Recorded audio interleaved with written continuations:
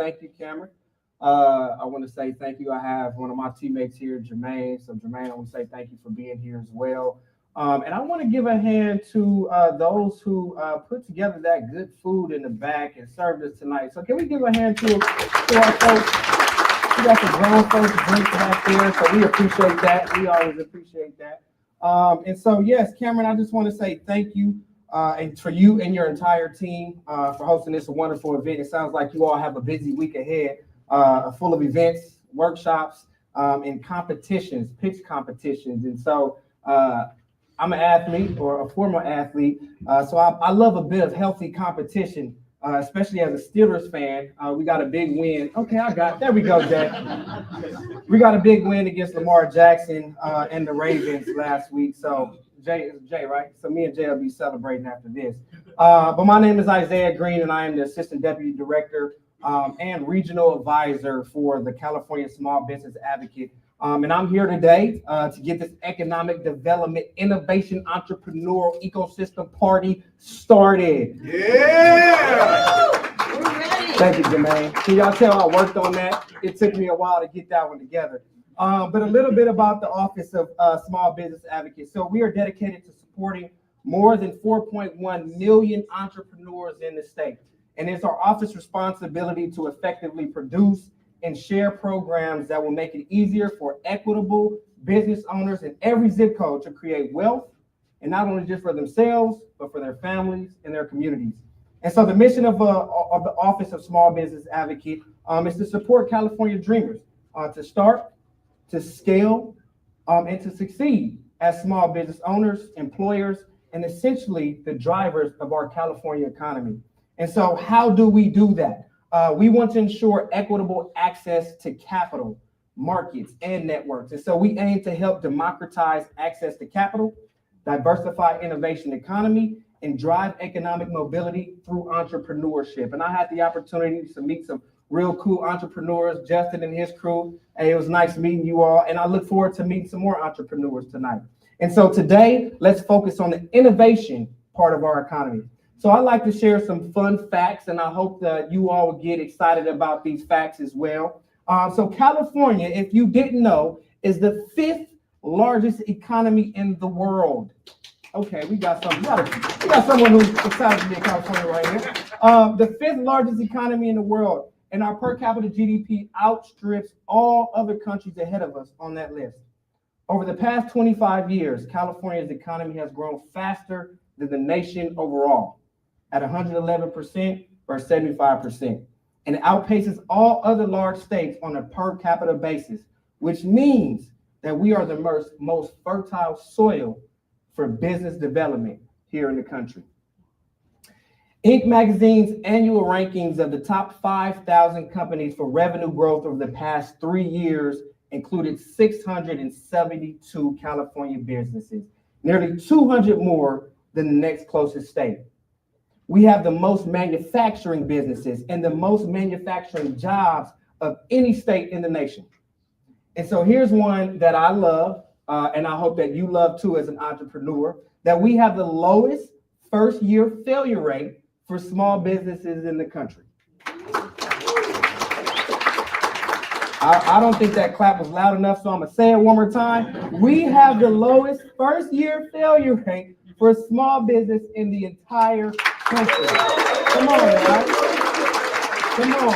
We talk about ecosystem and partnerships. That is why.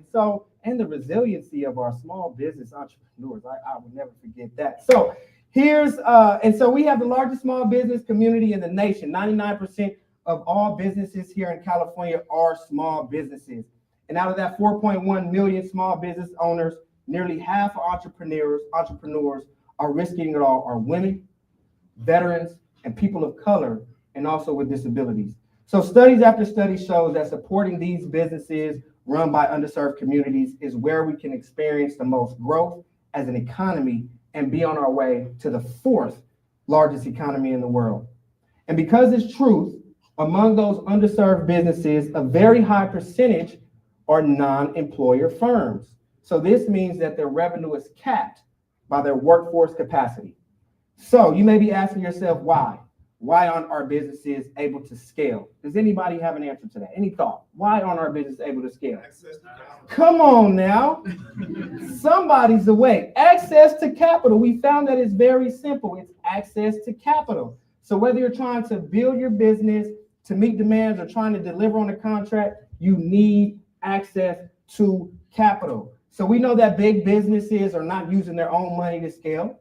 They're getting favorable loans and maintaining their cash so it can grow, while simultaneously using other people's capital to invest in their new business ideas. So we asked the question, why can't we? Why can't we? So recently the barriers were lending institutions. So we see a bias in the decision-making process meant that underserved communities were not able to access capital. And if they were at a much less favorable interest rate than our counterparts. So we have to decided to do something about it. So thanks to an infusion of funds from the federal government, we have reached agreements to provide government-backed loans that will greatly increase not only the amount of dollars available, but also the number of people that can have access to these dollars, not only just to start, but to scale their businesses. So we've created a network of lenders as well as business advisors to ensure that entrepreneurs not only have the most favorable rates possible, but are advised on how much they should even be going for, or if they even need a loan at all. So all of this is part of SCALE. And you know the government loves acronyms, right? And so SCALE means my train of thought: success, access to capital, leadership, and entrepreneurs. All these acronyms kind of throw me off a little bit, so bear with me. Because we are in the business of ecosystem building, all of us here are a part of that ecosystem. So no ecosystem conversation is complete unless we talk about inclusion and opportunity, specifically the opportunity to compete in high growth, high reward industries that make up our state's innovation economy. So when we think about innovation economy, right, it's a phrase that's popular amongst economists and policymakers. Because we are great innovators here in the state of California, I like to call it our secret sauce. It's kind of what we do. This phrase, the innovation economy, encapsulates the notion that new ideas from entrepreneurs replace existing products and processes from established businesses. It is used to describe not the specific service of a single industry, but the creative ability of a population and ecosystem that can empower that creativity. Silicon Valley, of course, we all have heard of Silicon Valley, right? Silicon Valley is the prime example, the epitome of the power of an innovation economy. So the dominance is why the Bay Area, SAC, Los Angeles, San Diego remain on top every list of the startup economies across all measures, whether you're talking about the number of startups, IPOs, patents filed, all of that. And it's why we have an emerging community of innovation hubs, like here in Sacramento. So let's make no mistake, we all need this activity to keep going. And that's why you all are here. That's why we all are here. And we can be proud of the success of specific individuals and the entrepreneurship that drives the California dream.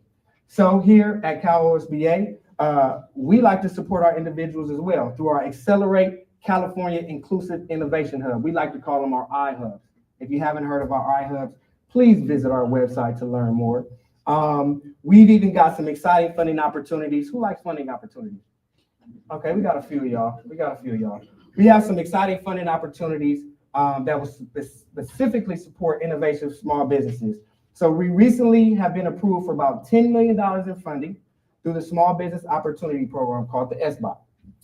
This was a competitive process that we were given the nod for a proposal of a new initiative for procurement and innovation capital and leadership for entrepreneurs. And so this new funding would allow us to support businesses looking for what we're calling mature capital and or mature companies. And so it addresses two major market opportunities. One, state procurement contracts. Two, high growth, high wage innovation sectors, which of course, California leads the nation. So one aspect of the program is we'll target business competing for state contracts, assist them with obtaining bonding, insurance, and loan capital needed to secure contracts with local, state, or federal jurisdictions, and even private entities as well. This funding will help us better address the disparities and gaps in the venture capital dollars on diverse business funders and high growth, high wage innovator sectors, and strengthen existing pathways and also create new ones. Cal OSBA also plans to use this funding to provide 5,000 additional business owners with one-on-one counseling and training. And we know how important it is in any life cycle of your business, how important that one-on-one training is at no cost. Our office anticipates developing at least 200 training events and supporting eligible beneficiaries to obtain a capital infusion of $250 million in total through combination of non-dilutive capital, bonding capital, debt capital, as well as angel and venture capital. So I want to take a moment to acknowledge those of us who have experienced some of these realities when we're talking about access to capital. Some of those who have been made feel that they were just imagining certain things, or you've had to go through this experience knowing that you've had to be better or outshine those who have had more access to you. And we understand that the numbers don't lie. And the numbers say that it is time for a change. The numbers say that we as a state, if we want to keep growing, we need to involve more people in the opportunity for economic mobility made possible through entrepreneurship. So before I end and pass the torch to Cam, I'd like to close with a call of action, all right? My call is that you join us in being advocates for small businesses by sharing this information that you see today. I don't have a link up there, but I will pass out my cards. We want you all to share this information with your networks and your resources.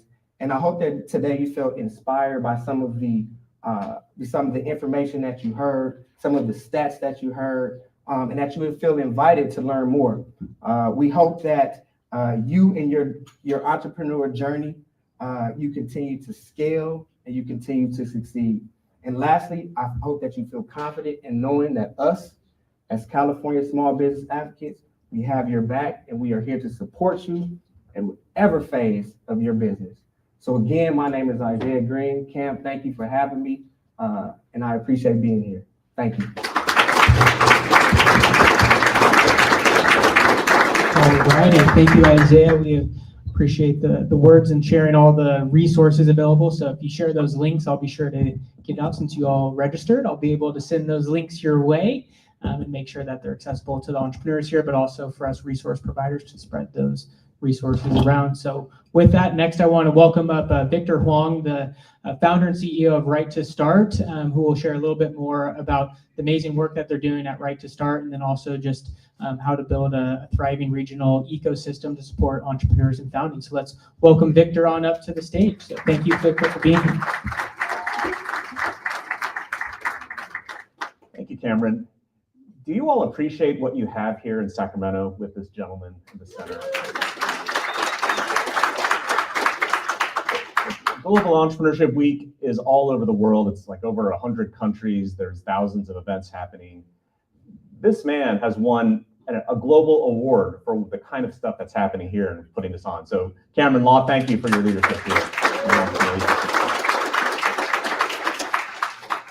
I wanted to, I was just up here a few months ago. Some of you were here. Hello, Laura, good to see you.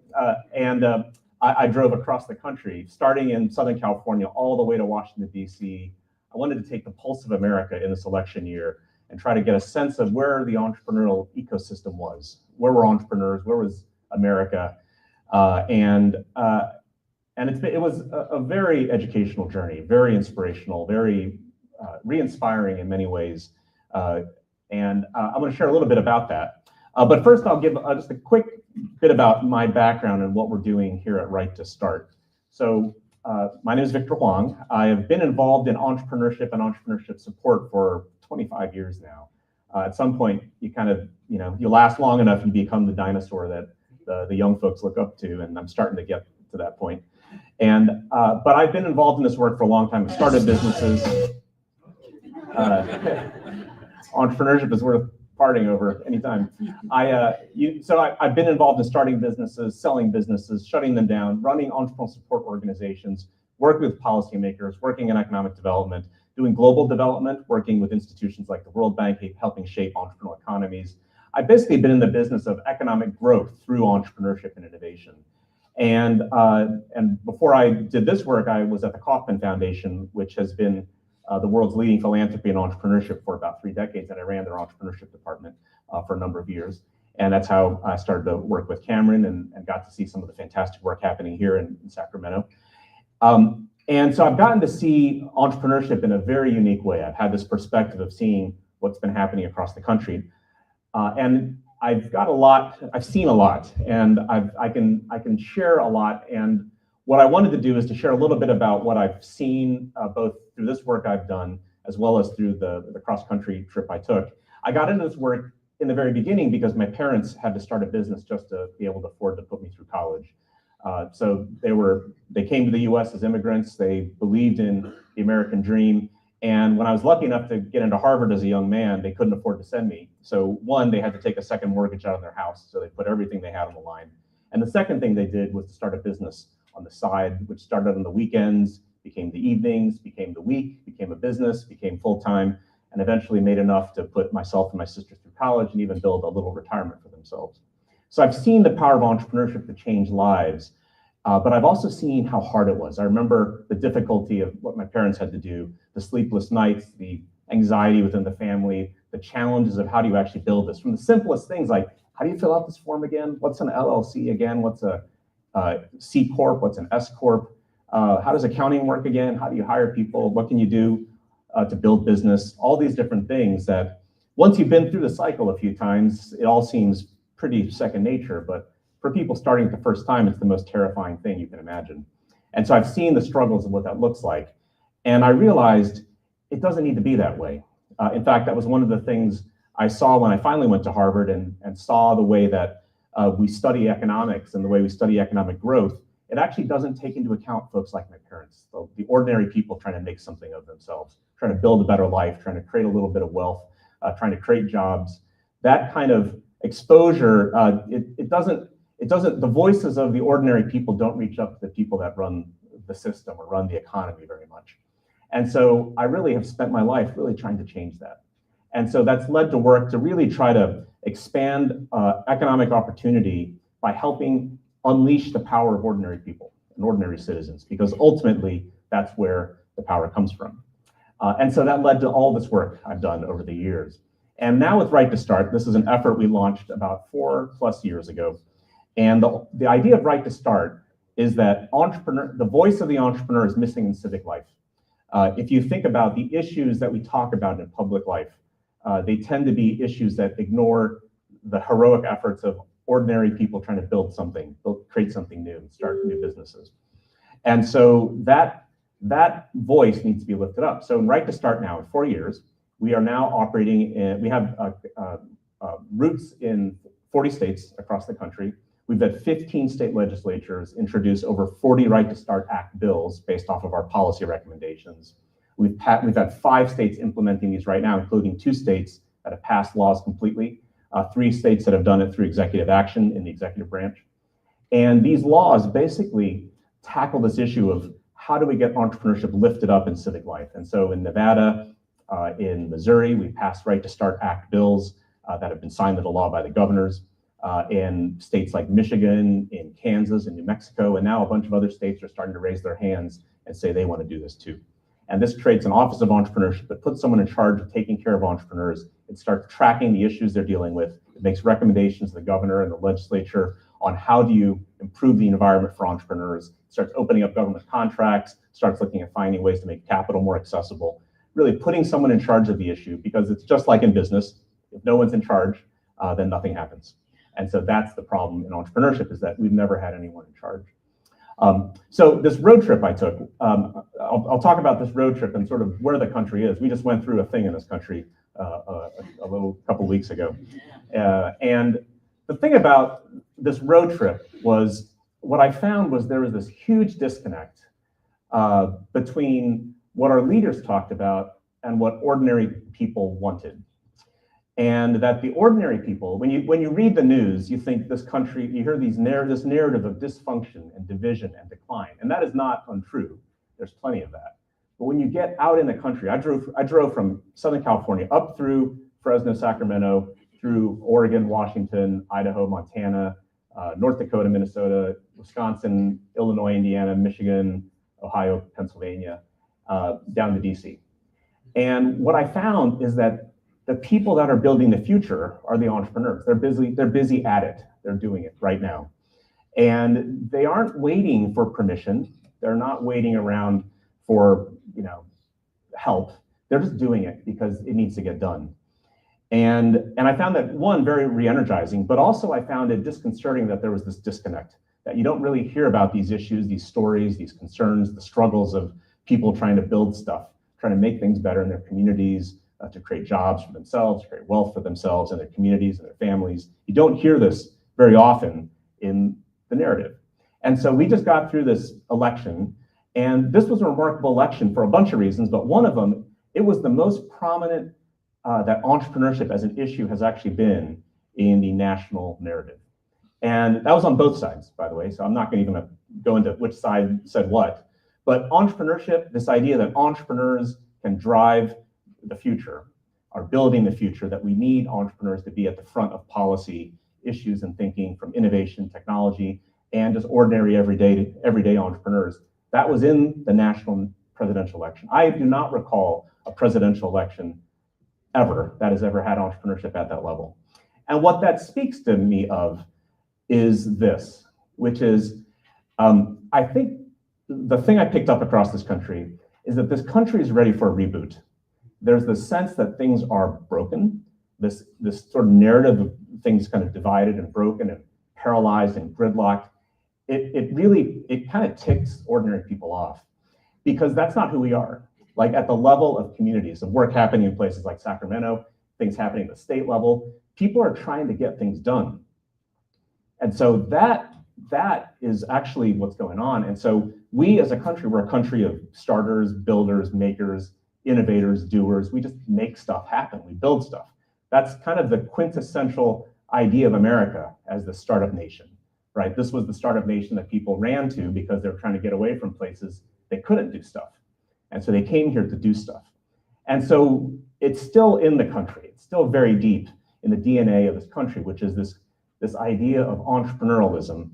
The entrepreneurial spirit is still very deep. Even if you're not starting a business today or tomorrow, you know people that are. You may be thinking of doing it yourself. In fact, the majority of Americans have thought about doing it at some point. And so it's something that's there. And most likely, you know several people that are doing it, especially people in this room. And so we have a chance now in this environment, in this country, to actually put entrepreneurship on the front burner, because entrepreneurs are the ones building the future. And it's our job to actually support the people that are building the future, because that's where this country wants to be and where the people want it to go. And so that's where we are. And so entrepreneurs matter, and I'm sure you all know this. Entrepreneurs the new businesses create almost all net job growth in an economy. So older businesses shed jobs over time. It's the young businesses that create new jobs. They raise incomes. Entrepreneurs make higher incomes over their lifetime, 10% higher incomes over their lifetime. Not in the short term. We know it's pretty rough in the early years, but over their lifetimes it does. They raise community wealth. So for every 1% increase in entrepreneurial activity in the micro business level, there's actually an almost $500 increase in average household income across an entire county. So there's a huge ripple effect in entrepreneurial activity.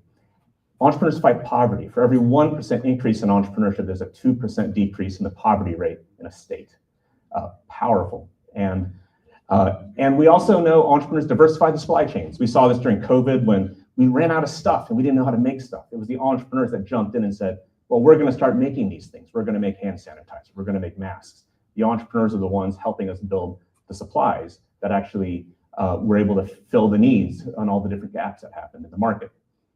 And so entrepreneurs, they create jobs, they raise incomes, they build community wealth, they fight poverty, yet we hardly hear it talked about. And so we need to elevate this issue up. We need to make it a thing again. And the job of those of us that are starting businesses, of course, is to make those businesses as successful as possible. But the entrepreneurs, those people that are doing it, need the help of all of us. That is what you can do to help an entrepreneur, from giving them a connection, being an early customer for a product, giving them feedback on something, introducing, opening in a door, giving them a hug or a helping hand when they need it. All of that matters, and all that is part of that ecosystem work. And so I encourage you to be part of the entrepreneurial ecosystem, not just in Sacramento, but thinking about it writ large. That can we reboot America? Can we refound America again with that, tapping that deep entrepreneurial DNA that we already have, because we're trying to build the future. And so that's what we're going to be doing at Right to Start. I encourage you to join us in this effort. Righttostart.org. Go to the website. Please sign up. We don't spam you. If you sign up, we'll give you really good stuff on how to get involved, the news of the change that we're making across the country. And we do need your help. Moving into, in a little over a year from now, is America's 250th birthday. So we've got a chance to reboot this country, re-energize it, to kind of tap that deep DNA, it's a country that's always trying to get towards a more perfect union. It's not been perfect, granted. And I know, Chinese Americans like myself have gotten all sorts of stuff in this country, but this country aspires to something that no other country does, which it keeps aspiring towards making itself better.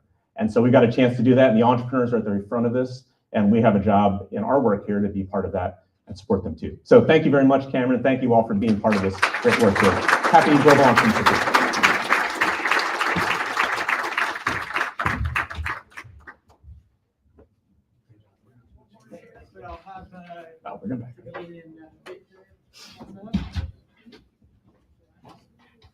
Test.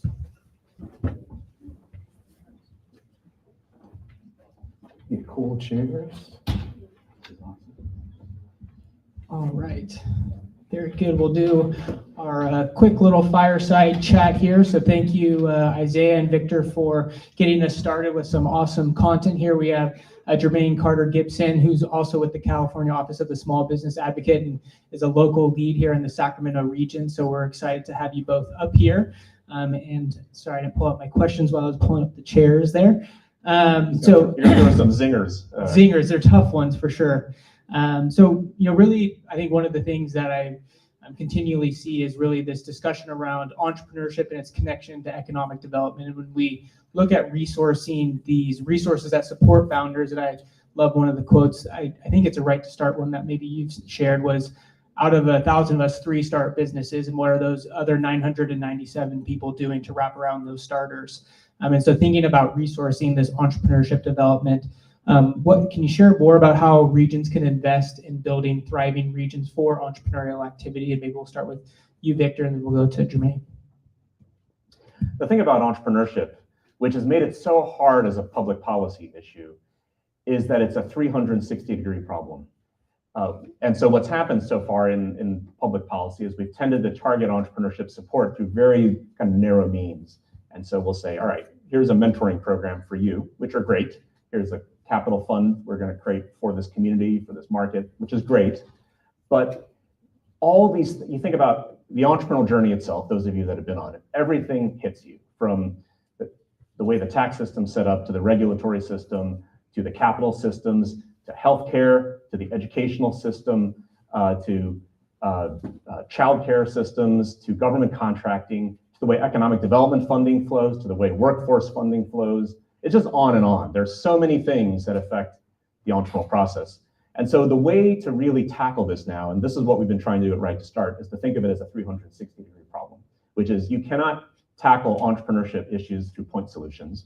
You actually have to tackle it as a holistic problem that affects all of society, because everything can be entrepreneurial if we do that. So the way to help is actually to start talking about these issues in a more public, vigorous way. And so this idea, I'll give you one example. This came out of my road trip. After I left here, I was up in Portland, Oregon, and someone started talking about their home mortgages. And I realized I'd had that problem too, because I was trying to refinance at a time when I was being entrepreneurial, and I couldn't even refinance to get a lower rate because I didn't have a W-2. And so this is like, and I could pay cash. It wasn't even a problem. I had the cash to pay the home off. I just liked the lower interest rate, and I thought it'd be better for everybody. I could pay a lower interest rate, but I couldn't even do that because I didn't have a W-2. So the system is built around a W-2 20th century industrial economy. And so we've got to start tackling this stuff, from things like home mortgage discrimination, basically against entrepreneurs. We need to count your 1099s, your LLC income, all those things that don't count in home mortgages right now, the way childcare systems work, how, you cannot deduct childcare as a self-employment expense right now, even though a big company that runs a childcare center for its employees can fully deduct those expenses, right? So we have this imbalance. And so we have to start tackling all these issues. So talk about it. And then if you've got issues like this, childcare issues, healthcare issues, contracting issues, capital issues, talk to your leaders, whether it's, your people running your city or your county or your state or your federal folks, just to say, this is an issue. This matters. You don't hear about it because entrepreneurs are usually too busy, with our noses to the grindstone building something to talk about these things. But we have to talk about them, because if we don't talk about them, America is one of these squeaky wheel countries. If you don't make noise, no one cares. So we need more squeaky wheels around entrepreneurship. Absolutely. This could be our squeaky wheel right here. So also we'll turn it down to you, Drew. Yeah, so I agree. But before we go into that, I've got to say, I'm a Sac State alum.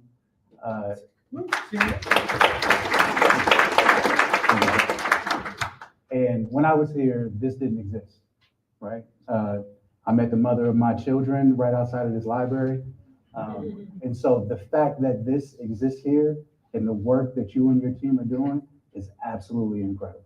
So before I answer any question, I want to make sure to highlight that and highlight what's happening here today, for sure. But to build on what was already said, if you haven't read Victor's book, he's mentioned the ecosystem in like a rainforest, right? And this is kind of how we have been approaching ecosystem building in our office. And so we built what's called the Scale Network, but Isaiah mentioned it already, Success, Capital Access, and Leadership for Entrepreneurs. And this is over 122 centers across the state of different types, right? So you have small business development centers, you have women business centers, you have veteran outreach centers, you have the excess that are focused on state contracting, federal contracting, right? And you have a group of nonprofits. And it's our intention to meet you where you are, right? And it's very important that we meet folks where they are. And that's from a information perspective. And that's also from a geographic perspective, right? And so when we did our innovation hubs, we've got 13 hubs across the state. And I think one of our challenges is, and I think everyone needs to pay attention to this, is that there are barriers to access to some of these hubs, right? I'm from Sacramento. I've lived in every underserved community that you can live in this city, from Del Paso Heights to Oak Park to Meadowview to Citrus Heights, wherever it was cheap at, that's where we lived at, right? And if I hadn't gone to Sac State, then I wouldn't have any visibility into Sac State, right? And as I do outreach in these communities today, there can be a barrier to what's going on in this amazing place, right? And so it's up to us to spread the word, to get that information out, and to let folks know that this exists, that they're welcome here, right? And that's the only way that we're going to be able to diversify the innovation economy. When we talk about diversification, we're talking about the owners themselves, right? And we're also talking about the industries that they are in, right? So it's not just about artificial intelligence where all the money's going, right? We're talking about agriculture, we're talking about beauty, we're talking about innovation in all sectors that we work in this state, right? And so it's very important that we as a community get that information out to connect folks to resources. So the next question I have here, I think oftentimes, we have a ton of resource providers and supporters of entrepreneurs in this room, and we kind of think of like what's right in front of us. Obviously, it's usually more accessible if it's in our region or in our community, but I think you both offer a great perspective of that. There's resources outside of it, and I'm looking like right across 1 Million Cups, which is a program we run here, but it's also a national program. Would love for you, Victor, maybe to share from like your national network and perspective, like what are some resources or programs entrepreneurs in this space and or resource providers can tap into, and then maybe at the state level where we might be able to plug into some of those networks. And then after that, we'd love to hear if there's any questions for them, and then we'll get into our lightning talks. Yeah, there are so many resources now for entrepreneurs that weren't around before. A big part of the challenge, as you were saying, is around knowledge, awareness, and people just don't even know it's there. And so I think 1 million cups, is everyone here already familiar with 1 million cups? Not everyone's familiar with it. Okay, so let me ask Laura. 1 million cups is a really cool national program that got started, I don't know, 14, 15 years ago in Kansas City at the Kauffman Foundation, where they just brought in a couple of entrepreneurs and said, how can we help you? And the entrepreneurs would share what they're working on, and people there would try to help out. And it caught on. They kept doing it week after week. Then other cities started to copy it. Went up to Fargo, North Dakota, went to Cedar Rapids, Iowa, Des Moines, and then it just spread. And now it's like 150 communities across the country where people get together every week or a month and ask entrepreneurs, show what they're doing, and people ask, how can we as a community help you? And that's what they do here. And it's a remarkable thing. And in Fargo, North Dakota, they get 150 people every week to show up to meet their entrepreneurs. It's ridiculous. In fact, the new nominee for the Secretary of the Interior, Doug Burgum, is the governor of North Dakota. He actually launched one of his companies out of 1 million cups. And so it's actually been, and he tears up at 1 million cups. He's actually on record saying he cries when they ask that question, how can we help you as a community? So it's a powerful tool. And so I would say those 1 million cups here in Sacramento, but also across the country. And if you go on their website, you can find, if you show up on a Wednesday, you can find 1 million cups events all over the country to help out.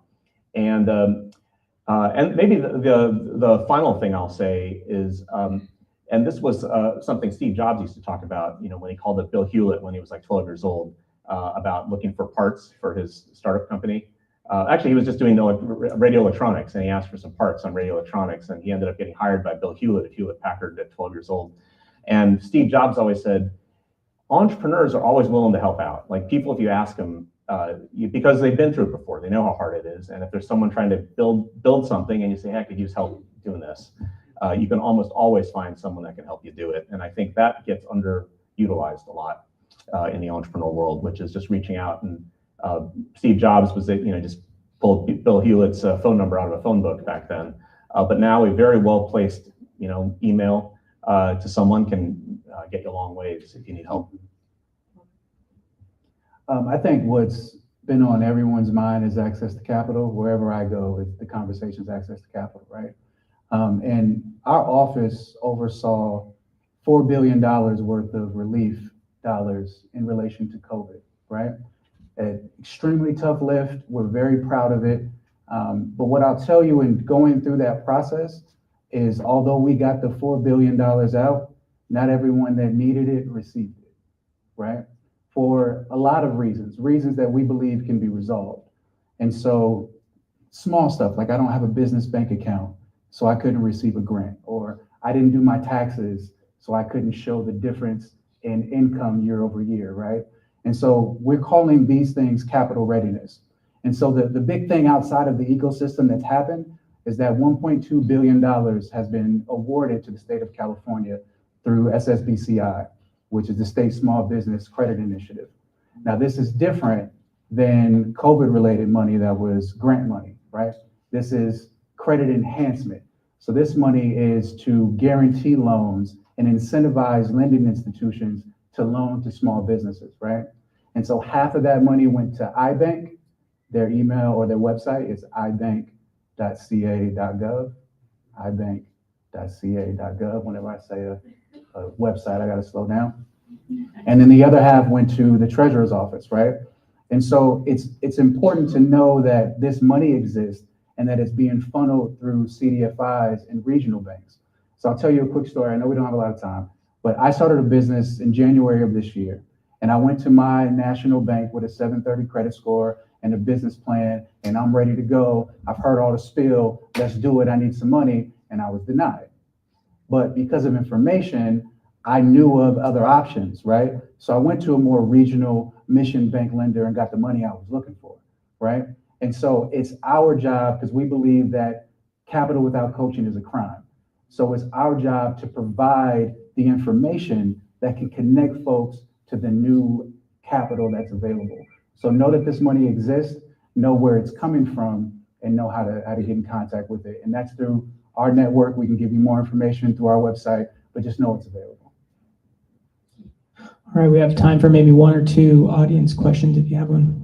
The good Laura always has a question. Go ahead. So I work with pretty early stage startups, and one almost before they're ready for capital infusion. And something that really frustrates me is I'll meet someone who's been working on their business by themselves for a couple of years, and they had no idea about the resources that are available to help them out. And, you know, to myself, I'm like, well, just Google it. But you don't Google something if you don't know it exists. How do we solve that problem of more message out to people who didn't go to university or don't know someone who works for the SBDC? How do we get the message out, particularly in California, that there are, if you want to start a business, there's resources to help you? I'll give you more from our perspective. It's really about diversifying the messages, right? And so we've got centers all across the state in all different communities, but I'll tell you, I've worked my tail off all year doing events. You guys see me everywhere, and everywhere I go, they'll say, I had no idea that these things even existed, right? And so it can be frustrating, right? Especially when you're driving yourself into the ground to get this message out. But I think as ecosystem builders, it's important for us to create an environment of different voices, of trusted voices, right, in different communities, so that it doesn't always, they're not going to receive it always from the state, or they may not receive it always from a college campus. It may need to be from a local nonprofit, right? And we really encourage those partnerships between our primary centers and secondary, so that the message can come from a diverse group of voices. But at the end of the day, it's just one day at a time, one person at a time, to get this information out. So tell your friends. Tell your friends. I'll give you two answers. One, we're actually working with a state now, I won't say which, that wants to create an office of entrepreneurship, but for the first time house it within the Secretary of State's office, which is very powerful, because the Secretary of State's office is the one that you register with. And if you think about the process, is you register with the Secretary of State, but then the help comes from over there, and they don't talk to each other. And so the idea is the Secretary of State in this particular state wanted to take it on because that person had been an entrepreneur themselves, and they realized that that was an entry point into the whole system. And so that's something to consider. Now, that's a lot of different departments. They have lots of different issues connecting the way they talk, but that's potentially a very powerful thing. And there have been other states that people have had rumblings about, can you connect the Secretary of State's office, where the moment someone registers, you immediately, you know, just like when you move addresses, the post office sends you that whole welcome pack. When you register a business, why don't you get a welcome pack with all these resources, right? So policy fix, not easy. Simple idea, hard to do, but could be huge, right? If you get like a welcome pack when you start a business. The second thing and I'm not the only one to notice this, but a lot of the data shows where people are learning how to start businesses now more than ever before is on TikTok. And I think that has not been, if you look at nonprofits, it's something like only like 13% of nonprofits are actually on TikTok right now, but that's where there's so much entrepreneurial information there and learning that's happening. And what's great is it's like television. You just sort of, and if people are interested in the topic, you'll find them, right? It kind of pops up in their algorithm. It's remarkable. It's kind of a creepy algorithm, but it pops stuff up. I got a haircut, and then it started like taking me to like barber. Like, how did they know? Like, I got, anyways. But TikTok, I think, is powerful, and I think, I know that it's supposed to shut down or get sold, but that's probably not going to happen. It's too powerful, and there's too many Gen Zers that rely on it, live their lives on it. You can't shut this thing down. So, but it's a very powerful tool that has not been used much from the entrepreneurial, nonprofit, or educational sector. But there's so much educational information out there, and I think that's just going to continue to grow. All right, one last question, and then we'll transition. It is. Powerful, and when you think about how old all of you were when you first decided to be an entrepreneur, I was 9, and I didn't stop. I thought, how am I going to make money? Mm-hmm. Well, I'm not a 4-year college student. I'm a 2-year college student. I can't stand being in the classroom. There are lots of kids who can't stand being in the classroom. There are lots of kids who don't want to be in the classroom. So I think where this needs to go is right from the get-go. We can build them to think 4-year college. We can build them to think entrepreneurship. College level is too late to build entrepreneurs. Yeah, you know what? I 100% agree with you. For that reason, one of my passion projects in our office is called The Future Is Now. It's a youth entrepreneur recognition series right now, and it will ultimately be a youth entrepreneur program for that very reason, right? Because entrepreneurship is taught way too late to folks. And it's once you go through the traditional route, if that doesn't work, oh, think about entrepreneurship. At that point, it's too late, right? And so part of this program, we've got a guy that he and Ho that started making these backpacks at 10 years old. He's 17 now. They're selling thousands of backpacks to the school districts now. We had the Jimenez sisters in Southern California. They're 17, 15, and 12. They were goat farmers. They now make skin products out of the goat milk. After our episode, they just went on a local television show, like a shopping network, and sold 2,000 bars of soap in an hour. And so this is the things that we're trying to build for that very reason, right?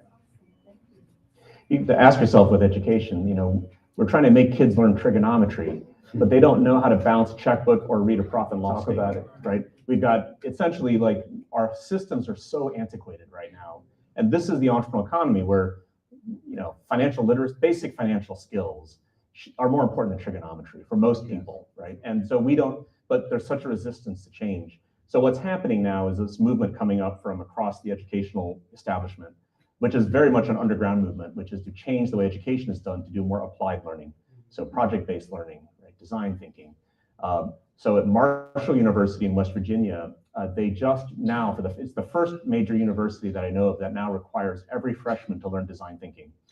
And the idea is that you learn how to solve any problem that's ever given to you. And I've met people that have gone through it and they say it's changed their lives because they didn't know that there was a way to solve every problem that was given to them.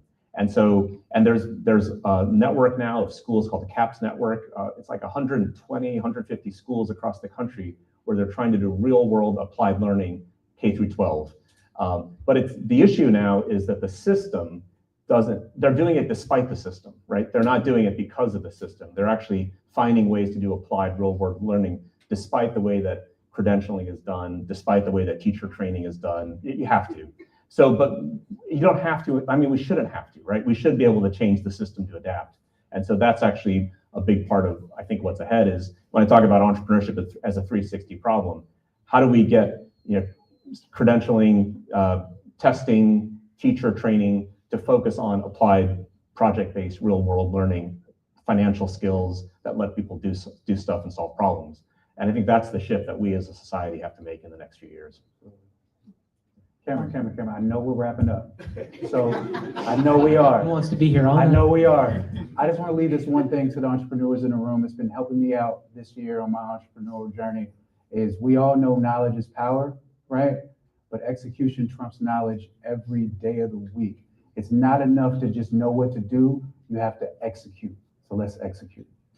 There we go. That's a great way to conclude this. So thank you, Jermaine. Thank you, Victor, for the awesome discussion up here and also for getting us inspired with the keynote. So we'll transition to our lightning innovation cluster panel discussion. So we have up first the food and ag panel. So that'll be moderated by John Sup, the co-founder and board chair of AgStart. So welcome, John, on up. There we go. And then we have Kara Leong, the executive director of the UC Davis Integrated Center for Alternative Meat and Protein, other known as ICAMP. And then we have Gabe Utzi, the Chief Innovation Officer for the University of California Department of Ag and Natural Resources, UC-ANR. So let's welcome them to the stage, and I'll grab them the next mic. Thank you so much, Cameron. Really appreciate this event and putting this all together. It took a tremendous amount of organization. Cameron is not only the MC, but he's also the stage crew putting up chairs. So. I know we have a few short minutes, but I just wanted to share with you some of the key developments in terms of entrepreneurship in the ag and food technology sector that have happened this past year and what we anticipate coming up in the future year. And I wanted to just, first of all, hand it to Kara to share some of the things that have been going on with ICAMP and UC Davis. Hi, everyone. Hi, Rosanna. Good to see you. Oh, goodness. So nice to see so many familiar faces in the crowd. So I'm Kara Leong. I'm the executive director for the Integrative Center for Alternative Meat and Protein. We're headquartered at UC Davis, but we're a partnership between 7 different institutions. Probably about 2/3 of our researchers are at UC Davis, but we're also partnered with UCLA, 2 branches of USDA, the Culinary Institute of America, Solana Community College, which has a really strong bioprocessing technical program. We're also partnered with University of Maryland, Baltimore County, and we're partnered with UCANR in the plant. We are the very first center of excellence to launch. We launched in January after about 7 months of planning. It's the first center that's focused on all routes to proteins. That includes plant-based. So if you're thinking about like Impossible or Beyond, fungal, which is corn, which has been in Europe for probably 40 plus years. You can think about precision fermentation as well. So think about like Perfect Day, which is producing casein and whey proteins that are dairy proteins, but without the cow. And we also do cultivated meat research. We have the first academic body in cultivated meat research that received the first state and federal funding. So a lot of work on food innovation. So, and I'm more than happy to share more about that. Well, just before we pass it on, I just wanted to talk about not only is the research going on the UC Davis campus, but in your iCamp partnership program, you're working with a number of different entrepreneurs who are taking the technologies in terms of both plant-based protein, fungal-based protein, and cell cultured meat. Yes. And they're starting to develop those entrepreneurial opportunities here in the Sacramento region. Yes, we have had several startups that have launched out of the research being done on campus, including Optimized Foods. And there are many food innovation companies that have come out of the region. Balletic Foods, Ooply, which is making sweet proteins to reduce down sugar consumption. Better Meat Company, which is doing large mass biomass fermentation, so they can take essentially a milk jug of inoculant and put it into a 9,000 liter reactor, which is probably like 2.5 stories high and about 6 feet wide. And that entire bioreactor will be completely full of protein within 17.5 hours. And that can be mixed into, I mean, I like to remind people, when was the last time you had a chicken tender that was 100% chicken, or a meatloaf that was 100% beef? So if you're thinking about food innovation, that's a really great way to do it. Apologies. I've been in 3 different startups myself, including AgTech, Biopharma, and then I was chief of staff of an alternative protein company in John's incubator. And Turtle Tree is a Singapore-based company, so 40% of the employees are in Singapore, 40% of them are here, and then another 10-20% are scattered all over the world. It made coordinating them a lot of fun, but they're working on dairy bioactive proteins, specifically lactoferrin, which is a very high-value protein that's found in milk. It's one of the only few proteins that's allowed in infant formula. Really, really key for immunity, but extremely expensive and extremely hard to get access to. So there's just amazing different opportunities that people are exploring, and we're hoping that the food innovation that is so, that is based so strongly in the Sacramento region will continue to thrive and form even more companies, because there really isn't a better place for any of this to be. Not only is it companies starting here based on the research coming out of UC Davis, but I've seen companies that are being attracted to come to this region to pursue their entrepreneurial journey in the alternative protein because of iCamp. We're supporting Nexture Bio, which is a company, think of the primary producers of cell-based meat, but they also need supplies and ingredients, reagents, and scaffolding. And Nexture Bio is a company that was formed specifically to target alternative meat and protein, and they have moved here. They're basically really establishing their facilities here because they see this region as the region where these technologies will blossom. Yes, 40% of all the world's, not just the domestic, but 40% of all the world's alternative protein, and you could think of it as food innovation with a protein emphasis, companies are here in the state of California, and most of them are in the Bay Area, but they're getting to the point where they're needing to scale, and it's too expensive in the Silicon Valley. So really looking at this region, because most of these companies want to be within a 2-hour drive. So you're seeing a lot of expansion here, and of course, hubbing around, this incredible ecosystem that's here in the Valley. So just this past year, we were the first to launch in January, but then University of Arkansas launched. Bezos put $30 million into 3 different centers, so nearly $100 million into alternative protein centers, North Carolina, the UK, and in Singapore. There are hubs that are forming in Chicago and in, close to Purdue, and probably going to be in Texas A&M and things of that nature. But the one thing that we have seen with all of these centers is that they don't necessarily have the sheer amount of early stage innovation that you are seeing here. So early stage, really groundbreaking innovation is we're still the world leaders for that. We have the ecosystem for it. We do. So that was what happened this past year. Are there any developments we should look for next year? Oh, goodness, so many. We have 4 main buckets. Of course, we do research and technology. We do education and workforce training, but we do a huge amount of public outreach. So much of the food sector is still undergoing a lot of regulatory hurdles, and we're 15 minutes over the freeway from the 5th largest economy in the world. So it is, a lot to be done here. And Gabe is going to talk a lot more about all the facility infrastructure that is coming to the region. What we hope to be is the earliest stage innovation, where that spark of an idea happens, and we help them, get in touch with this ecosystem. Then we'll roll out to you, and then we'll roll out to Gabe. Well, thanks. We'll turn it over to Gabe. Thank you, Kara. Hi there. Gabe Yotze, I'm the Chief Innovation Officer for UC Agriculture and Natural Resources.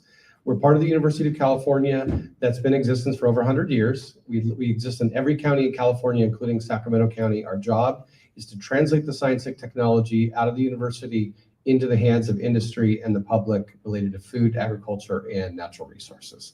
My job is to support the commercialization and scale up of novel food system technologies that span anything from crop breeding, farming, food processing, consumer food production, and even reuse of waste streams all across the board.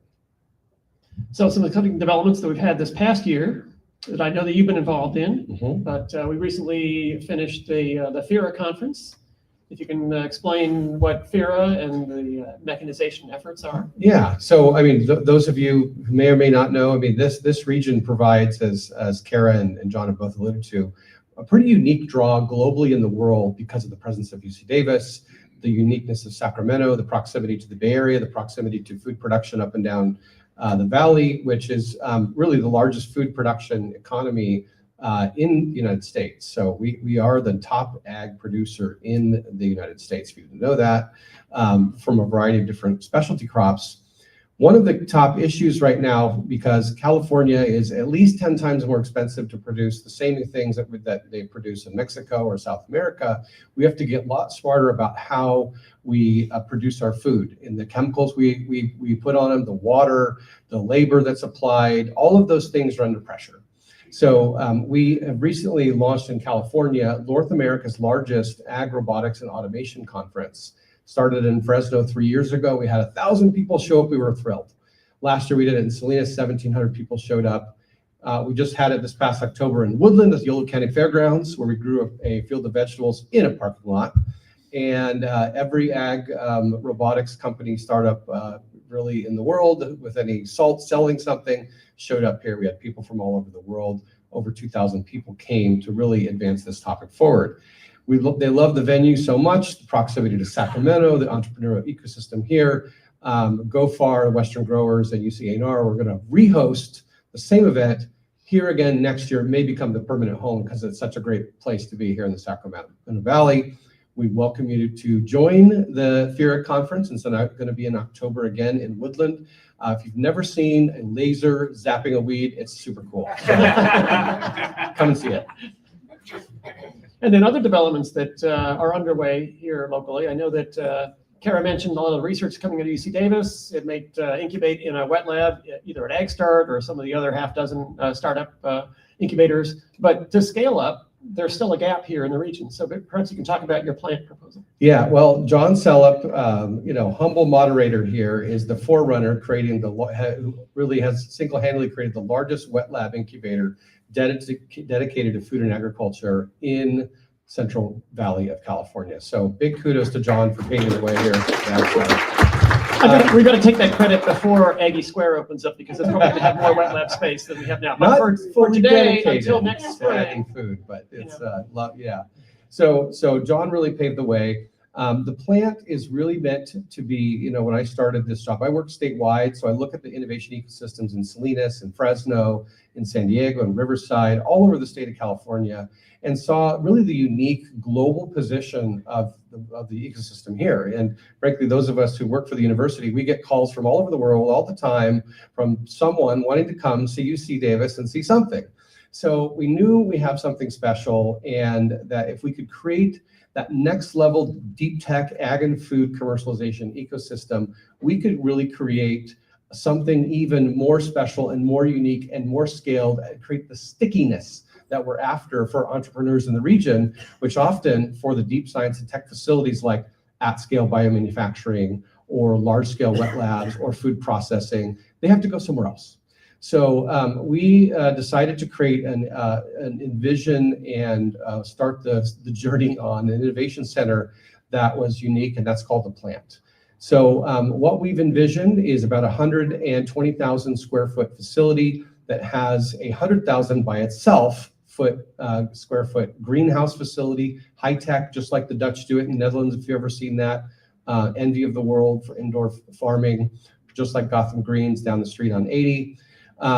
Couple that with a world-class sort of food kitchen, experimental kitchen, food processing, innovation lab, wet lab space, shared science facilities, and maybe the crown jewel would be a bioindustrial manufacturing facility at pilot scale and for contract manufacturing. And when I say pilot scale, I'm talking big pilot scale. This is 20,000 to 40,000 liters. And if you know your bioindustrial manufacturing, that's big.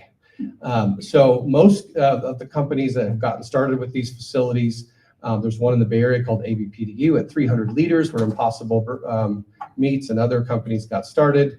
We're talking 20 to 40,000, much, much bigger. It'll attract corporate and startups from all over the world to be right here in Sacramento. So we're halfway through the fundraising on that journey. It will be off the UC Davis campus.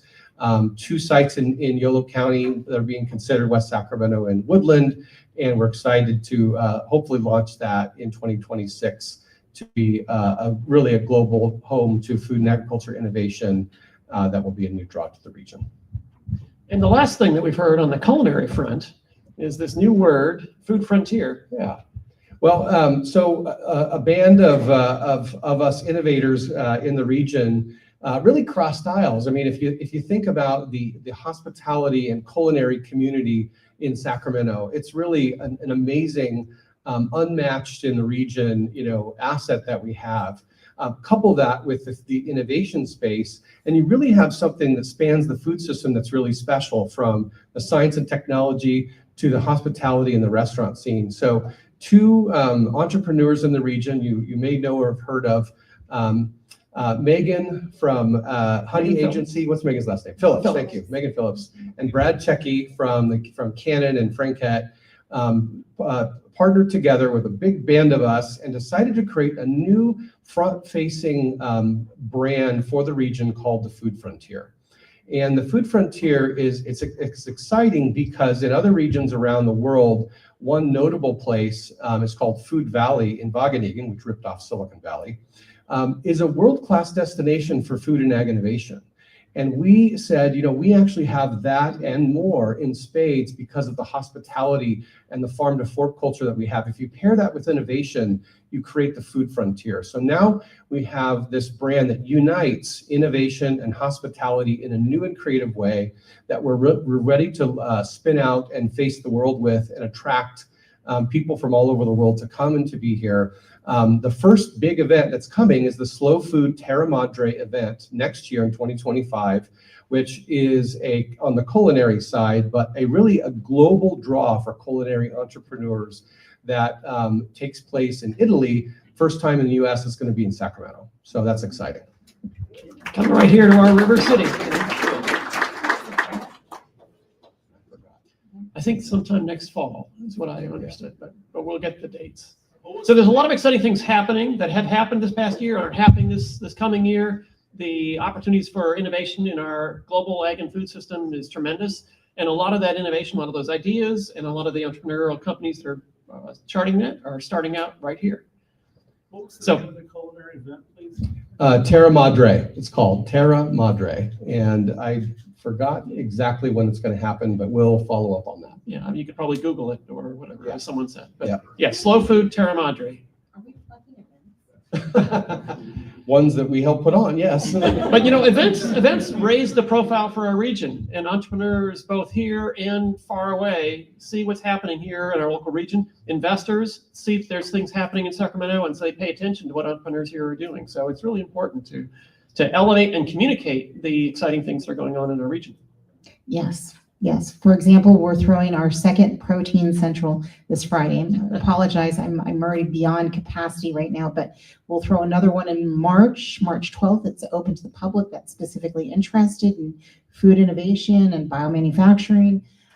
So Future Food Tech, which is the largest future food innovation event that happens in San Francisco in March. We're hosting our event at the same time because we get so many industry visitors at that time. So we're hosting one on March 12th. We'll host another one on May 27th, and then we have a couple listed in the fall. And then we'll have our our fifth industry academic summit, which is September 9th of every year. So if you want to learn more about this food ecosystem, from this, the science and research and innovation end, keep an eye out. Fantastic. Well, I want to close up. I know I'm moderator, but I can also share a couple of other things that we've been involved in with AgStart. Again, for those of you who don't know me, I'm John Sellup. I'm the president of AgStart, which for 12 years has been the anchor for the ag and food technology ecosystem here in the Sacramento region. We're very grateful to the Office of the Small Business Advocate and the Carlson Center because we've been part of the iHub here locally. We've been anchoring the ag and food sector this past year. And through some of those activities sponsored by the Cal OSBA and the iHub, we were able to win a Small Business Administration Award, a national recognition for our Greater Sacramento region and the Sacramento Valley region as a regional innovation cluster for ag and food tech.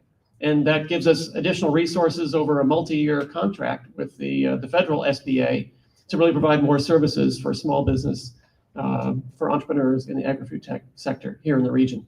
So we're getting national recognition for the exciting things that are happening here, and we're looking forward for provide more services to the agri-food entrepreneurs here in the region, both connection to mentors, connections to a future pitch event, and potentially even opportunities for additional funding that we can help guide them to in the next year. So any questions? I don't know how much time we have, Cameron, but You're at time, but if there is a question, we can take it. or we can take it after at the break. We'll be around. So. Sounds good. Well, let's give it up for the food. Thanks to the Thank panelists. you. Yeah, thank you, Gabe. Thank you, Karen. Thank you, John, for moderating. So next up for our next Innovation Lightning panel, we have the Health and Life Sciences Innovation Cluster. So this is going to be moderated by Nikki Sims, the director of Connect Labs, which is going to be a part of leading the Aggie Square kind of area. And then we have Carl Jessen, who's the director of the UC Davis Venture Catalyst, and then Brad Niles, the CEO of Arise Precision Med. So I'll have you all come on up and let's welcome them to the stage. So thank you. Thank you, Cameron. Okay, like Cameron mentioned, I am new director to the Connect Lab space at Aggie Square, which is an entrepreneurial development organization that is really focused on supporting knowledge communities and research parks for health and life science communities. Brad, do you want to go ahead and introduce yourself? Yeah, hi there, Brad Niles, CEO of Arise Precision Medicine. We're a Davis-based company in the therapeutics space. We're working on a product for lung cancer that targets a novel target that is disrupting about 70% of lung cancer patients. So a real potential to do something substantial for patients that are afflicted with lung cancer. Hi everyone, I'm Carl Jessen, the new head of Venture Catalyst at UC Davis, and primarily we work with startups that use intellectual property out of so patents and stuff out of the UC Davis system. But we're also heavily involved with all of the accelerators and the various groups that are working on to educating and getting our new entrepreneurs going around the region. And part of that is with the Aggie Square stuff. Great. And Cameron, where are you? How much time do we really have? Because I think we're a little late. Theirs was 20 minutes, so 15 to 20 minutes. Okay, 15. All right. Okay, great. We can do it. I believe in us. Okay, great. So, thinking about the landscape in Sacramento, I know we've heard a lot today about the needs for capital and capitalizing new companies. But if we take that aside, one of the things that we think about is really like making sure that these companies do as much as they can with what they've got. And there's a lot happening in the region right now to support these young entrepreneurs developing their businesses. So Brad, why don't you start by kind of letting us know what are the things that you wish you would have known and that you've learned about, and how you can get support, or the things that you've actually leveraged along the way in your journey? That is a massively large question. You got this. All right, so we'll try and narrow it down a little bit. I'll give you a little bit of the backstory on what we did with Arise, and hopefully that answers some of the questions there. So Arise was started, my co-founder came to the Davis area in 2016. We were able to meet up with, through UC Davis Venture Catalyst, the H.M. Klaus Life Science Innovation Center. So we got our start there. We had a chance to really go into a turnkey laboratory. All we had to buy was the consumables. Gave us a chance to really kind of develop our proof of concept data before we could get any funding. And so it was a great opportunity to do that, get connected to some of the other innovators in the area, get connected within the ecosystem, and learn about where some of these funding opportunities are and partnership opportunities. We were very fortunate to be able to align with some of the funders in the area. Moneta Ventures led our seed round. Growth Factory was an investor a short time back. A number of others. We think of ourselves as kind of a homegrown Sacramento area. Majority of our funding actually is from the Sacramento area. So we're very grateful to the area and all that it's provided on the funding side. Also, through the resources at UC Davis, we've used a number of the core facilities that are available there on campus at a discounted rate. And so that's been a great resource. I think we are in a new era in the Sacramento area, and in terms of the funders that are available now, but also some of the resources that are coming online with Aggie Square, some of these other opportunities. It's been great to see, the community grow over time. We've got these incubators in the facility, including John's. Beautiful facility. If nobody's been there, please go ask them for a visit. And Inventopia in Davis is another great option. And so for companies that are just getting launched, spinning out of a university lab or whatnot, there's a lot of opportunities to actually get started, get your data, get some funding, and then hit the ground running. Awesome, great. So outside of facility infrastructure support, and you can hit on that a little bit if you want, but I want to talk a lot about the resources that the university provides for these young entrepreneurs, because being a technical founder means you're really good at developing maybe this IP, but there's all of these other things to starting a business. Can you provide a little color? Yeah, absolutely. I mean, one of the things that we try to do, everybody starts in the same place, and we've been able to work with a network of legal folks to get people, allow people to get filed for nothing on a pro bono basis. Allow people to get mentors, get hooked up with mentors that can help them to understand and go through this. If you've never done it before, a guide is a really helpful thing. And specialized work. So as you try to apply for some of these new programs, the non-dilutive programs like the SBIR, STTR, how do you do that? How do you get the grants done, written right, and hooked up with the people who do that? And then also with things like I-Core programs, which is another one of those entrepreneurial training programs. There's a lot of this stuff that you have to go through the dance steps to do, no matter what your technology is. So we try to provide a lot of help in getting people out there and trying to understand what they need to know that they don't know, especially if they're a good technical person. They probably know how to make whatever it is very well. But maybe not so much how to turn it into a business. Great. Okay, well, let's talk about fun and exciting things that are happening in the health and life science world outside of infrastructure and support here. What are some of the cool new technologies that you've seen out in the world? Well, the easiest answer is AI. Of course, we've all been enlightened as to the capabilities and the prospects within the AI space. In drug development, where I stand, a ton of companies into that space, a ton of innovation in that space, but also covers many other elements to the drug development process, including clinical trial, patient selection. What used to be such a battle for patients in order to find clinical trials to get enrolled in, those processes have become so much easier. Just with help of AI and some of these other new approaches that are coming along. Another exciting area where we have some expertise is in the nanoparticle fields. A lot of development there for drug delivery, and so my passion is in precision medicine. So that's an area where I've spent a lot of time. But really, it's about getting the drug to the right cell at the right time and at the right dose. And so that's the mantra of precision medicine, and nanoparticles are the way we achieve that. And so other developments, robotics is really quite interesting. Anything in the automation space right now. We're trying very hard to, as a society, to get away from kind of the mundane tasks that can be automated, can be made more efficient. And really make our lives easier and better, and allow us to focus on things like entrepreneurship, where the real battles are, and the execution can really be aided by some of these new ideas that are being out there. So a lot of people talk about why all the money is going into the AI space, but it touches in so many areas, and so it's hard to argue with an investment in a country as a culture into that space. So, I don't know if you have any to add to that. Well, I mean, just on the AI thing, what's really been interesting to see is the difference it makes on people who are doing analysis of data, and the ability for them to go through 10x, 100x, 1000x more stuff that they ever been able to do. That's been crazy. Being new here, I've had a chance to talk to a bunch of different groups at UC Davis.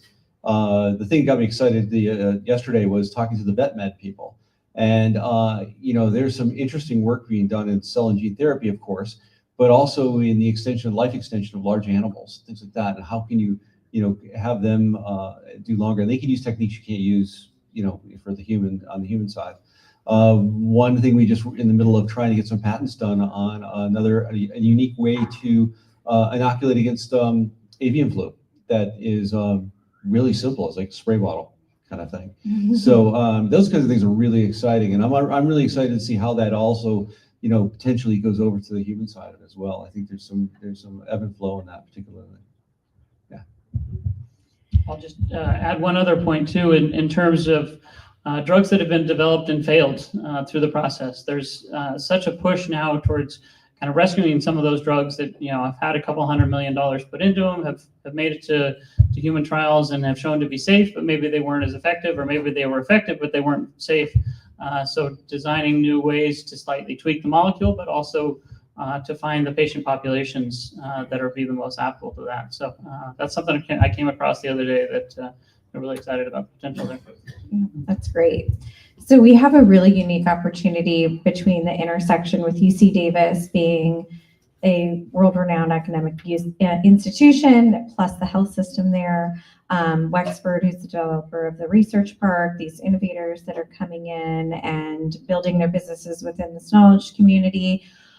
What's your perspective, Carl, on how this might be able to accelerate the advancements in new technologies in the Sacramento region?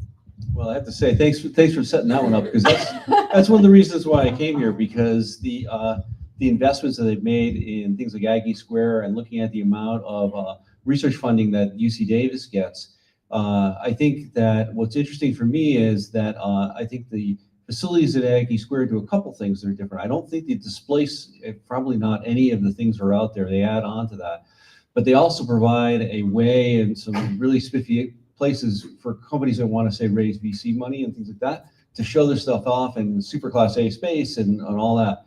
And I'm really excited about that. I know the medical side is very excited, and we have trouble keeping them from taking all that extra space that you want to because it's already the space that's been assigned to UC Davis is already double booked already. So it's really kind of fun. So I think what this does is just kind of elevates the market side of this, the visibility of it, and that kind of thing.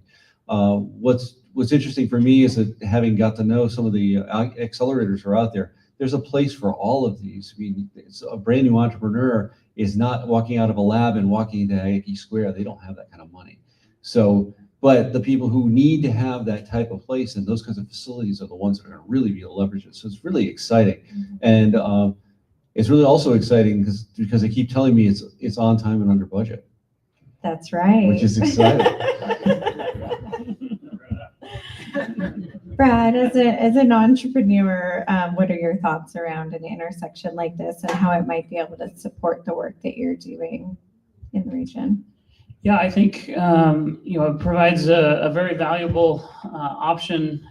Potentially, as Carl just mentioned, not for the very first launch out of the university, but for that the next graduation level. When we were leaving our incubator, it was very difficult at that time to find lab space that was in the 2,000 to 3,000 square foot spot, maybe a couple individual offices, and then a private lab. And so we ended up just kind of have to create that ourselves. But I'm really glad to see that that there are new options now that take a lot of that work off the table for us. As a facility operator, there's quite a bit of effort that goes into just the day-to-day. Who's ordering toilet paper, who's cleaning the floors, who's doing those lease payments, and all those various different elements that really distract us away from the work that we really want to be doing. And so having that sort of space where someone can help manage that, but also to kind of bring in those resources, bring in the law firms, bring in the service providers. That we never even would have had a thought to go out and talk to that particular group, or we're looking for a manufacturer. Who do we go to? Oh, I can ask 3 different people questions and get referrals to that. So it really makes it so you don't feel like you're on your own, and really adds to the community. Awesome, thank you. Are we on time and under budget? Lovely. Any audience questions? So we're a company that's looking to get into nutrition and kind of implement an AI into the space. Do you guys have any, resources when it comes to accessing, databases to train AI or to, kind of go through those documentations, right? Especially in the food and allergy space, and especially ones that, interact with medication, because I know that's a big thing. Where's our previous panelist? All right, yeah, that might be an AgStart question. Yeah, we don't directly. Oh, there you are.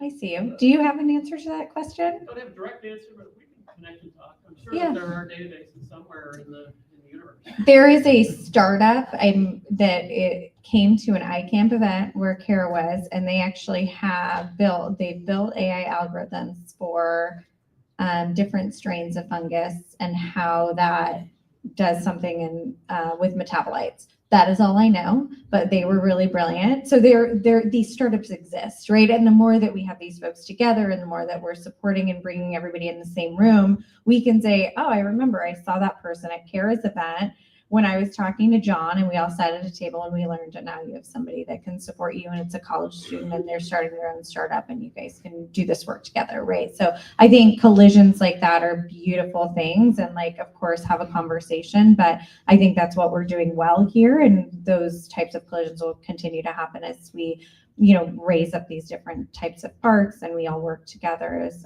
different ecosystem partners to be able to elevate the community. Any other questions?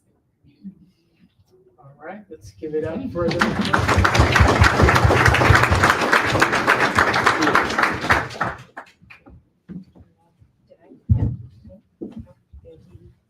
All right. Let's give it up for our health and life sciences one more time. So thank you. All right, and last but not least, we have our clean tech and zero emission vehicle, and we've talked and heard a lot about these different nodes, and as well as the different core assets that they're creating. One of the ones in partnership with Sac State is the California Mobility Center, and in the effort to advance the ramp up factory. And so I imagine that'll be a part of our discussion here. But leading our discussion is Rosanna Herber, the board president of SMUD. So let's welcome her on up to the stage. So thank you for moderating our discussion. And then we have Annette Smith, the director of Electrify California. So welcome Annette on up. And then Gary Simon, the executive chairman of Clean Start. So thank you all for here, and we'll have our quick lightning panel, and then we'll call it an evening. So thank you all. Hey, everybody. Hey, this is even better.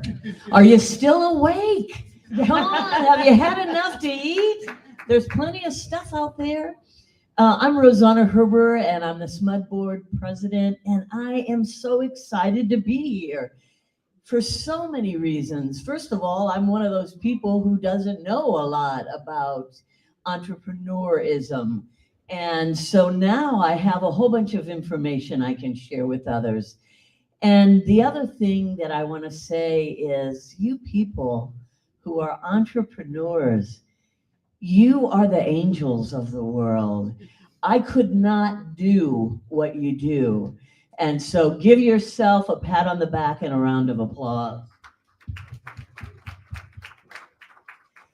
So SMUD is a sponsor of this conference because we really believe in innovation, and we believe we need innovation to reach our 2030 zero carbon goal. And for some of you out there who might not know about it, go to smud.org and you can join the cleanpowercity.com, which is a group of people in the region who want to go carbonless and who are willing to take a pledge to do things to get rid of carbon in their life. And we'll give you a t-shirt and add you to our big growing list of people who are part of the, clean the charge. We want to be zero carbon by 2030. And so these two folks are going to help us get there. And so what I'd like to do is ask each of you first to give just a small little capsule of the organization that you work for and what your mission is. Awesome. Thank you so much, Rosanna. And as a proud SMUD customer, actually, I refuse to move because I'm not giving up SMUD because I never lose power, never. 80% of my power, SMUD's power, came in 2023, came from renewable resources. That is correct. They are actually going to make their 2030 goal. It's absolutely amazing to me, right? So I am Annette Smith. I am the VP of Economic Development and the Director for Electrify California, which is a program designed to support small businesses, micro businesses in the green technology sector through technical assistance, innovation, access to capital, webinar series, all the good things that you kind of have touched around when I finally got here today. And so I'm super excited to be a part of the conversation. Hi, I'm Gary Simon. I'm a recovering startup CEO. I have to attend meetings like this once a week to remember why I did it and then forget how they turned out. So I retired from doing that sort of work. I've been a big company CEO. I've worked in government. I was in the Carter administration. I came back here after doing 5 startups and said, number one, I don't want to travel all over the world like I was doing before. And second, I love this area. I want to see what we can do. And so we founded Clean Start as a nonprofit to help people connect with the resources, the coaches, the ideas, investors, agencies, and get something to happen. We're in our 20th year. We're 20 years old. Happy birthday!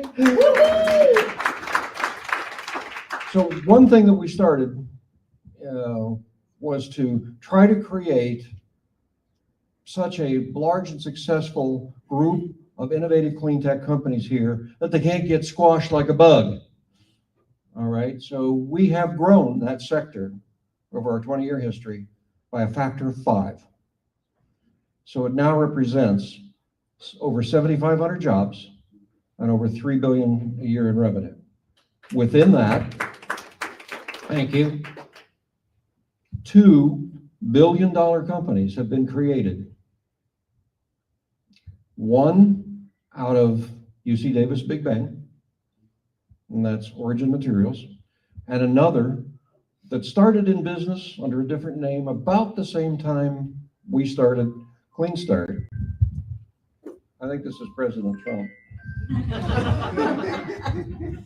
Cut your budget, huh? So they started 20 years ago, and they're now billion-dollar companies. But more importantly, there's another 100 on their way. So with all the problems that now are pointed towards clean tech in America, that seems to be particularly annoying for the president, we want to establish a very strong foundation and keep working to get even more billion-dollar companies here. Great, and he's just not giving up. He wants you. He wants you in his cabinet. We laugh about this, but we did just have a big election with elections. There's always consequences, always. And so I'm really kind of interested in hearing kind of what you see coming, because a great deal of funding for a lot of us comes from the federal government. SMUD last year, we got over $500 million in grants. And so, we are watching very carefully, but I'd like to hear what the two of you are seeing in terms of the future. Yeah, sure. There's always opportunities in whatever is happening. And in some ways, what happens in Washington, D.C. doesn't affect us that much in some ways. The program I'm running, Electrify California, is a minority business development agency program, so it's federally funded. It's designed for all of you entrepreneurs in the clean green space to provide technical assistance through a series of incubators and accelerators and a cadre of coaches, including this nice gentleman over here, to help you at no cost to entrepreneurs to grow and scale their businesses throughout California. We're looking for the next unicorns. We're looking for the next, business that's going to be maybe $1 million in revenue a year. Like, it could be as small or as big as you want it to be, right? We're going to be your partner in helping make that happen. I think the great thing in this space, being in California, is that, in theory, we will be a little bit insulated by some of those changes that might be coming our way. California is all in on having a zero carbon economy and is making investments and efforts that way. We heard from Cal OSBA earlier. They've actually given us a grant as well to expand this work in rural communities that are often left behind during any kind of technology transformation. So making sure that we can reach out into the Inland Empire, into the far north of California, to find those hidden gems that might be out there. So we are hopeful. I mean, we're putting a lot of front-end efforts and work into what we're doing now before January, so that we can stockpile money, we can do all those kind of things that we otherwise might not be able to do, just in case. But we actually think the next 4 years we are going to continue to see businesses grow and scale, and we are there to help them do that. So yeah, we see clean tech as particularly in the crosshairs of the new administration, particularly with the appointment of a new Secretary of Energy designate that says there is no climate change and there is no energy transition. So he comes from the oil and gas industry, so you know where that's heading. So, you know, we feel a little put upon. But in the immortal words and the heartfelt notions of Chumbawamba, what I want to say is, we get knocked down, but we get up again. Ain't never gonna keep us down. Come on. I'm not sure what song you're singing. Oh, that's it. That's all there is to it. I get knocked down, but we get up again. Never gonna knock us down. Everybody, come on. We get knocked down, but we get up again. Ain't never gonna keep us down. Okay. Karaoke. All right, we are going here. Let me ask you, Gary, about this. Since you've been around the longest, how do you think the collaboration, I meant in the EV field, sorry. You haven't been around longer than me, so I didn't feel that bad. But tell us, you know, how the collaboration between public agencies, private sectors, and research institutions have really contributed to creating a clean tech ecosphere. Well, this is very important. Things are collapsing perhaps at the federal level, but we're lucky to be in California because the policies are pretty secure here, although they will be under attack. But we have institutions, the ARB, by charging polluters penalties and turning that into incentives and subsidies to those who are lowering their emissions. Research institutions all over the state putting money into clean energy, clean technology. That's been very important. The creation of the entrepreneur centers throughout the state. It's been a very important development that you have those resources available. And then it's supported by things like CALO SBA, by the Energy Commission, by the PUC. So we've got a pretty strong foundation here that we will move forward. Maybe a little bit slower, but we've been having a lot of talks with our teams around the area about what do you do in this kind of environment? Well, first of all, get creative. All right, you're not going to get a $50 million grant from this administration. But what do you have? Customers. Go talk to them. Find out what they need. Don't just assume the product that you're selling now is the one they're really interested in. And an example of that, I'm sitting over there on the side. We're having a wonderful conversation here. I get an email from one of the members of the clean tech cluster here, one of those 100 companies. And he said, you know, I took it to heart. So I went out and checked. I'm in the solar business, and we know solar's gotten whacked for a number of reasons, changes in buyback rates, problems in the grid, et cetera. And he said, you're right. I discovered that there is a large population of people out there who started to put solar on their rooftops and their contractor disappeared. He said, there's a whole population of orphan solar projects. I'm going to change my business plan to help those people finish their projects because they're not going to get the tax credits that still exist. They're not going to get the benefits of reduction in carbon emissions and the reduction in the bill if we don't get these things finished. What a marvelous example of what you can do if you just get a little bit clever under the stresses that we're facing right now and come up with a whole new idea. But it's all made possible by we have this infrastructure that isn't changing all that much with the new administration. But people do have to think differently about how you go out there, find a product, market it, and you're going to have to exist more on sales than on grants.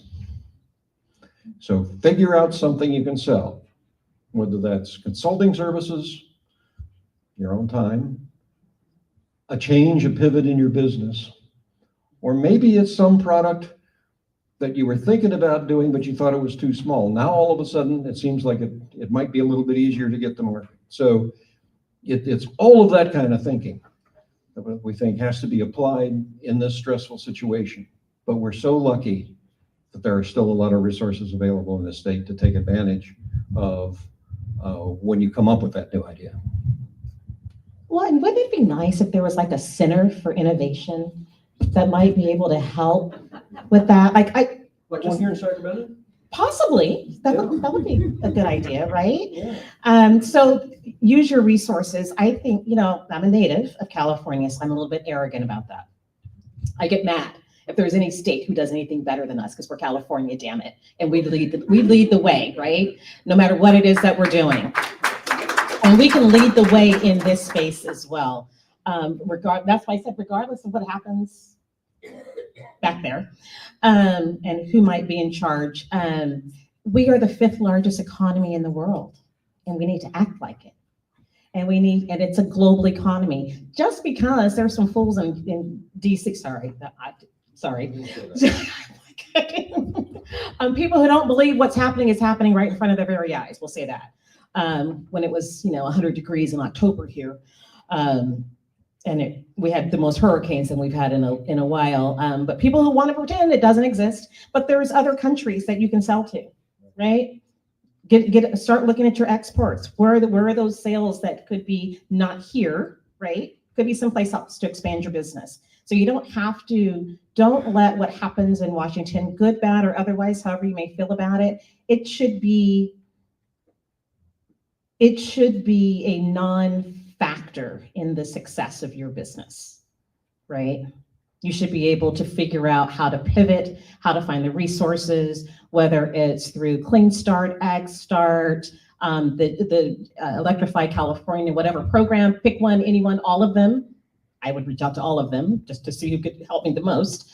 But there are absolutely opportunities for you to be successful regardless of where you're at in your business cycle.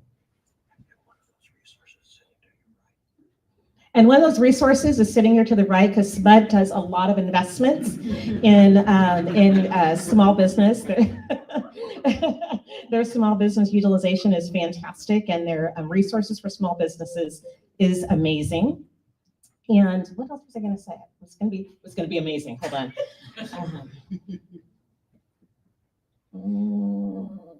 It went right out of my head. No worries. While you're thinking, I do want to say that SMUD has set a goal that 20% of what we spend on contracts will go to local firms. So that gives you an edge, especially if you're doing something around electric vehicles, because electric vehicles and that whole industry is very close to our heart. So let me ask you the next question. We are seeing adoption of electric vehicles. More and more are being sold and bought.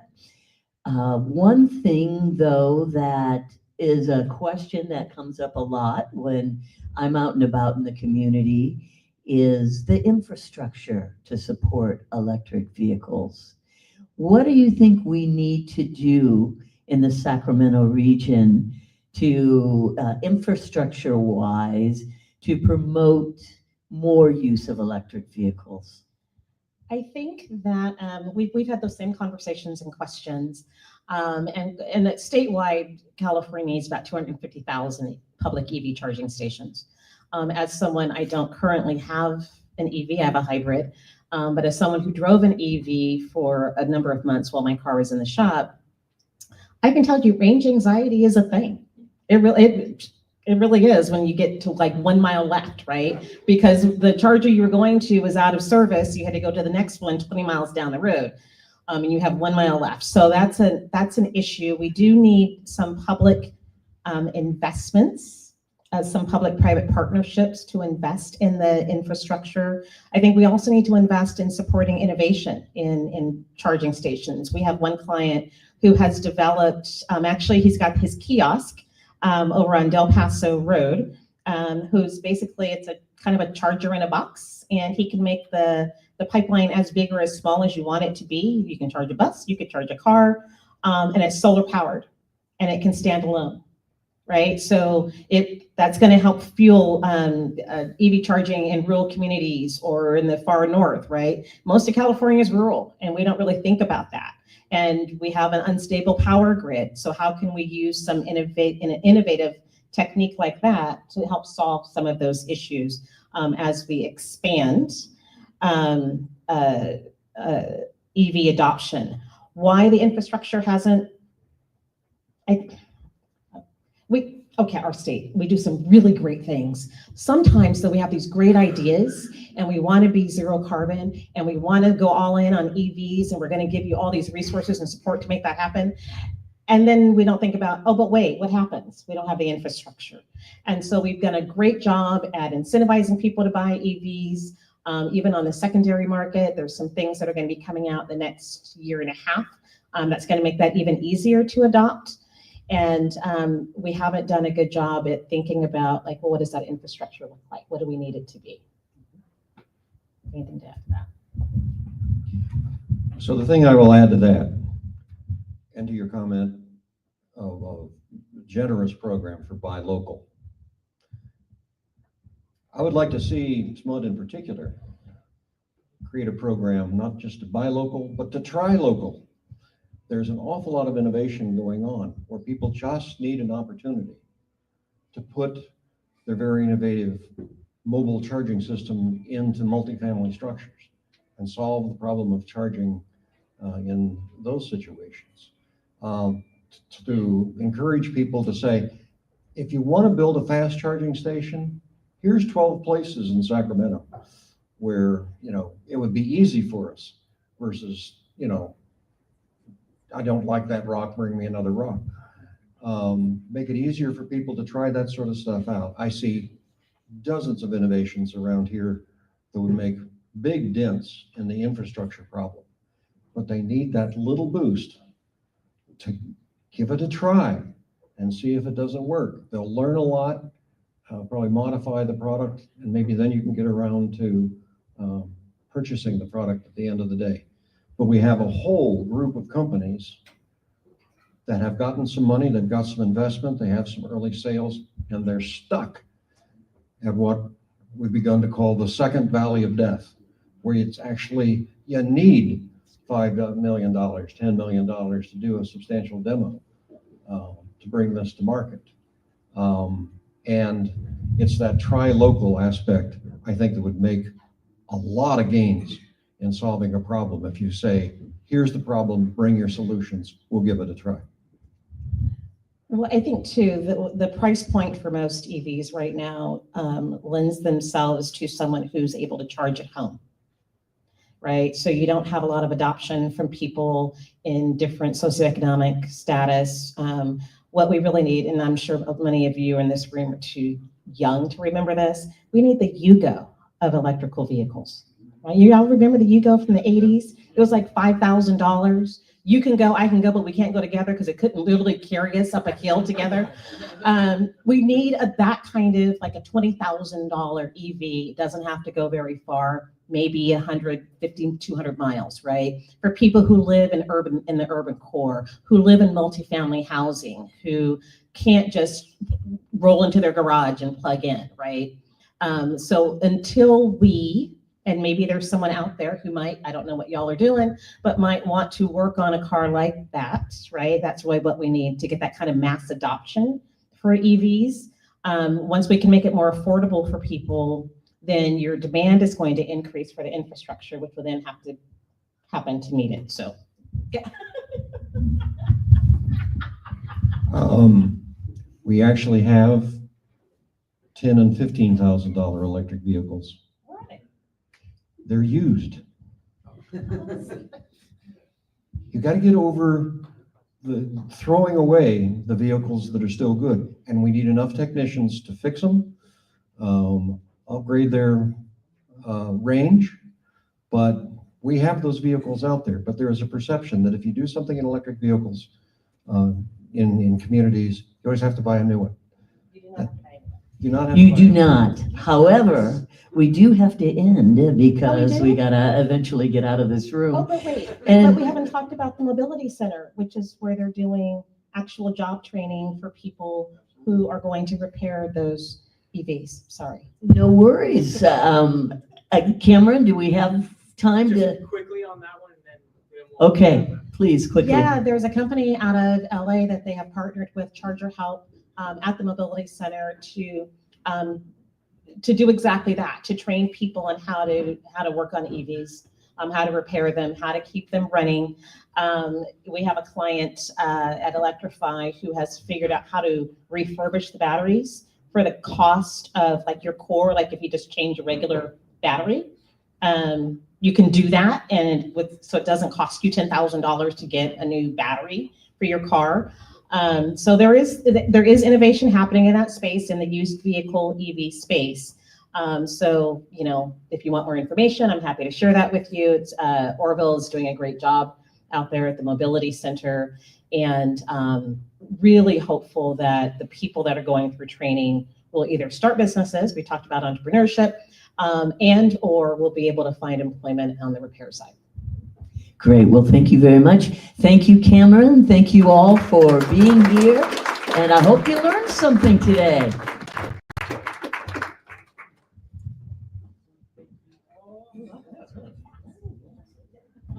All right, so just wrapping this up, thank you all for joining us. I know it was a lot of content thrown at your way, so we try to fit it all in one evening, but do appreciate you joining us for our 6th annual Sacramento Entrepreneurial State of the Union.